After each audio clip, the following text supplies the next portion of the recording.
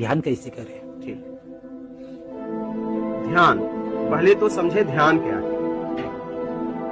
ध्यान, जब मुझे कुछ चाहिए तो ध्यान घटित हो जाता है। तो ध्यान तो स्वतः अपने आप घटित होता है, ध्यान करना नहीं है।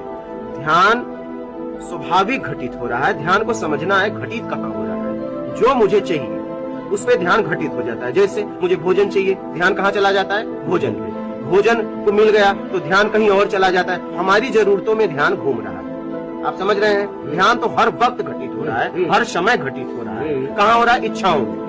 इच्छाओं में। ठीक है। तो अब आप चाहते हैं कि परम ध्यान जो है आपको घटित हो, जो आपको प्रसन्नता दे। तो निर्विकार होने के लिए आप धारणा बनाइए। पहले आपको धारणा करनी पड़ेगी। चाहिए में ध्यान घटित होता है। तो आप देखिए, जो आपको चाहिए धारणा बनती है, ध्यान घटित हो जाता है। धारणा, ध्यान, समाधि, तुम ब्रह्म। समझ रहे हैं? तो आप जो है निर्विकार होने के लिए धारणा बनाइए कि मैं छल, कपट, चोरी, बेईमानी, चापलूसी, मक्कारी, धोखा, पाखंड से कैसे मुक्त हो जाऊं। जब इसके लिए आप पक्की धारणा बनाएंगे तो ध्यान उसमें घटित होगा और अपने आप धारणा, ध्यान, समाधि, तुम ब्रह्म अपने मैं तक पहुंच जाओगे।